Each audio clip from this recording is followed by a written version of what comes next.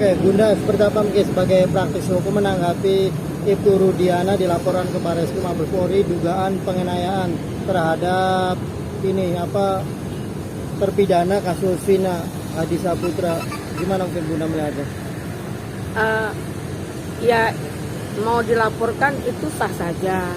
Ibtu Rudiana mereka menganggap ada penganiayaan, ya itu boleh dilaporkan, nggak masalah. Jika ada bisa mereka mendapat pembuktian atau ada bisa mempertanggungjawabkan dengan laporannya, nanti sebagaimana hasil dari visum, ya kan? Apakah dulu di visum ketika penganiayaan itu kan banyak hal. Apakah benar dari dalam foto itu bahwa itu Rudiana yang memukul atau menganiaya, ataukah ada penyidik, ataukah ada akibat mereka berantem, kita kan nggak tahu yang pastinya seperti apa. Jadi kan banyak dugaan. Kalau sekarang mau dilaporkan, ya silahkan saja. Yang bikin mirisnya, semua berkata terbalik. Ini yang bikin miris sekali.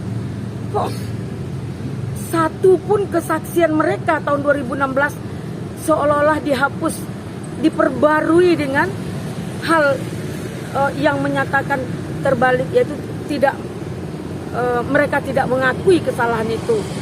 Jadi di sini kita juga tidak tahu kapan kebohongan itu. Apakah waktu 2016 itu bohong atau saat ini yang bohong? Kenapa? Kan ada diuji. Ketika Prapit mereka gagal, ketika mereka masuk pokok perkara di PN mereka kalah, ke PT mereka kalah, sampai Mahkamah Agung mereka juga kalah, dan sampai mereka PK. Setelah itu mereka mengajukan permohonan untuk garasi, yaitu syaratnya adalah dengan sesadar-sadarnya tanpa tekanan mengakui perbuatan dan insya Allah tidak akan berbuat lagi. Itu adalah pernyataan yang harus dibuat ketika melakukan garasi. Nah, tahapan-tahapan itu sudah berjalan. Kenapa kembali kepada Polri? Harusnya ada institusi lain dong yang kita libatkan di sini. Apakah diulang kembali persidangan yang kemarin? Berarti sidang kemarin dianggap peradilan sesat. Kenapa? Karena ada 3 institusi. Ada jaksa, ada polisi, dan ada hakim. Dan situ banyak kesaksian. Apakah semuanya kebohongan itu? Apakah tidak ada naluri hakim? Apakah tidak ada testimoni yang dilakukan oleh pihak kejaksaan menyatakan fakta integritas satu pun tidak dapat dibuktikan oleh kejaksaan? Ini kan mustahil jika kita berpikir ya secara mengetahui dan selama ini kita bersidang, nggak gampang seperti itu. Nah, untuk memukul, masalah pemukulan itu ya biar aja, kalau masalah pemukulan dilaporkan nggak apa-apa, agar efek jera buat pihak-pihak penyidik ke depannya. Jangan main pukul-pukul, itu kan masuk penganiayaan, ya, kekerasan, terus penganiayaan berat dan penganiayaan ringan. Kalau sudah babak belur lebam itu penganiayaan berat. Mungkin mereka bisa lakukan seperti teroris atau mungkin hal-hal yang lain. Kalau sekedar seperti itu, harusnya kan ada cara yang lebih soft, yang harus mereka ambil sikap untuk mengungkap fakta atau mengorek daripada yang kita curigai itu, yang ditangkap atau yang terpidana atau yang tersangka. Kan banyak cara mengorek, kan bisa dijadikan sahabat. Ingat, menganiaya orang dengan paksaan, dengan pemaksaan itu menyuruh orang untuk mengakui, itu juga melanggar hukum. Nah, dalam hal ini sekali lagi kita semua kita apresiasi, baik yang melaporkan pihak kepolisian nyatanya kan diterima, tapi mohon sekali lagi yang dilaporkan orang yang mempertanggungjawabkan permasalahan itu. Siapa yang memukul, siapa yang berbuat, itu yang dilaporkan. Jangan melibatkan institusi Polri. Kan ini sudah melampaui, mereka sampai membuat laporan juga terhadap Kapolri. Nah, sebanyak ini permasalahan di bangsa ini, kok Kapolri dalam kasus Pina kok dilibatkan gitu? Kenapa kemarin perkara Sambo aja Kapolri tidak dilibatkan gitu? Nah, ini membuat suatu pertanyaan besar bagi kita. Apakah Pak Kapolri mengetahui, dapatkah dia buktikan Kapolri terlibat dalam persoalan ini? Ini kan pencemaran nama baik juga gitu dari pihak institusi Kapolri sebagai memimpin kepolisian di bangsa ini. Nah, ini juga melemahkan hukum kita, membuat bangsa tidak percaya lagi dalam penegakan hukum. Sementara apa yang dikatakan polisi? Polisi itu kan mencegah kejahatan, pencari kejahatan. Jadi untuk di semua namanya polisi, Malaysia, Singapura, Jerman, mana-mana namanya polisi. Jadi berarti ada makna nama polisi ini. Namun kalau ada yang bersalah itu seperti penyidik mungkin silahkan gitu. Dan saya rasa ini akan menjadi rancu jika ini diulang semua lagi dari nol. Kan itu mustahil ya. Ada polisi, ada penyidik yang meninggal. Ingat ya, ada penyidik yang meninggal. Jika penyidik yang meninggal itu yang memukul seperti apa? Jika penyidik yang meninggal itu yang melakukan kesalahan seperti apa? Jadi kan kita harus jeli juga dalam persoalan ini. Nah, kalau memang ada bukti, maaf, di sini semua mengaku tidak melakukan. Sementara pembuktian dan kesaksian itu sudah ingkrah berkekuatan hukum yang kuat dan tetap. Nah, apalagi gitu. Oh, ingin PK, boleh silahkan. Mungkin ada novum baru, silahkan. Tapi tidak membatalkan hukuman tersebut. Pernah seperti Pak Otto Hasibuan, ketum saya, menyampaikan waktu Tommy ya, PK itu dikurangi tahanannya dari 15 ke 10 ya, dari 15 ke 10. Tapi tidak membatalkan. Apa salahnya Gus Dur membatalkan hasil itu kan? Jadi kita minta kepada semua pihak saling menjaga, menghormati proses, menjaga institusi, menjaga masing-masing pribadi. Jangan diantara kita saling hina, saling tuding, sehingga menimbulkan perkara baru. Seperti Farhad Abbas yang selalu merendah-rendahkan Rasman Arif. Biarkanlah cara berpikir Pak Rasman itu seperti itu. Pro kontra itu kita hormati. Karena pro kontra itu juga bisa mendapatkan fakta, integritas, fakta yang lebih baik ke depannya dari pro kontra itu dapat dikaji. Gitu.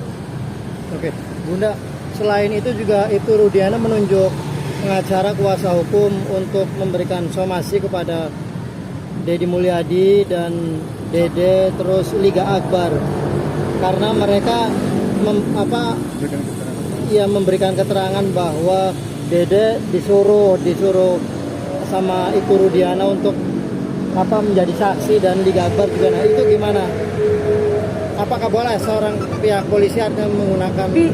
Bisa saja. Kenapa?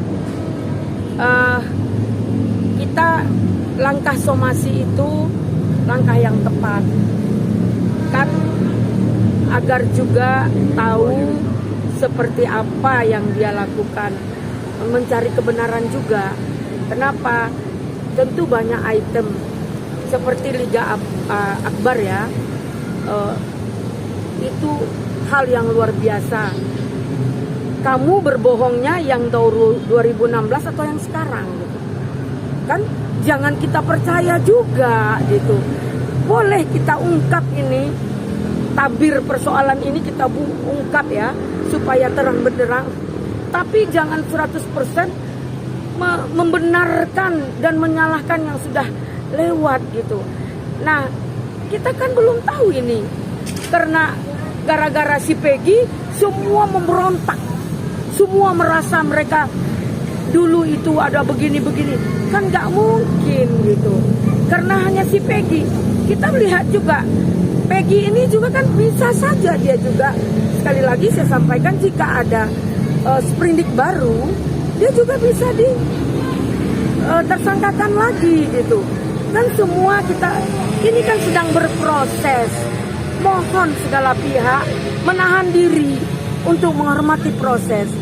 Dan juga kepada Bapak yang akan menjadi gubernur ya, akan menjadi wali kota atau jadi gubernur? Nah, gubernur itu juga harus tahu juga kapasitasnya seperti apa. Kita senang lah dia ikut membantu ya, ikut mengini. Tapi tolong kita simpan dulu apa yang bisa dapat dibuktikan. Jangan belum pasti Anda udah unggah di media gitu. Kepastiannya belum ada. Anda membuat Anda publikasikan. Sementara nanti jika yang Anda publikasikan itu ada kebohongan, kan Anda terdampak dalam persoalan ini. Tunggu dulu. Jangan ada pembohongan publik baru gitu. Anda membuat statement-statement. Oke, kita apresiasi ya Pak Edi Mulyadi ya, Pak Edi Mulyadi. Dedi Mulyadi, maaf Pak Dedi Mulyadi, kita apresiasi lah. Dia mencari fakta, dia coba cari, dia dia selidiki, dia investigasi, mencoba mencari bahan perbandingan dalam kasus ini. Itu sah saja. Tapi sekali lagi kita sampaikan, hal seperti itu tidak baik Anda publikasi karena kepastiannya belum jelas. Belum bisa Anda publikasi. Ini pantas disomasi. Baik AEP maupun Liga Akbar. Liga Akbar ini, saya akan menegakkan kebenaran. Kemarin saya berbohong. Siapa yang dapat membuktikan kalian berbohong? Liga Akbar. Dulu ada bukti tidak kalian berbohong? Nah sekarang siapa yang dapat membuktikan? Backup apa yang bisa membuktikan kebohongan Anda? Kita berbohong ini juga ada kesaksian, ada pembuktian. Nggak bisa saja kita mengungkapkan sendiri, saya tidak bersalah.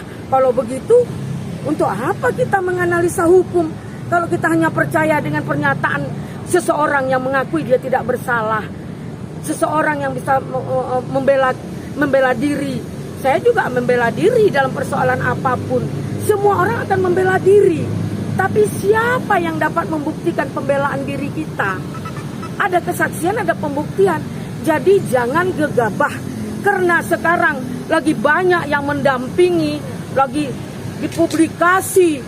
Seolah-olah kita mendapat tempat. Tapi apakah itu tempat yang bisa menyelamatkan kita atau menambah lubang baru?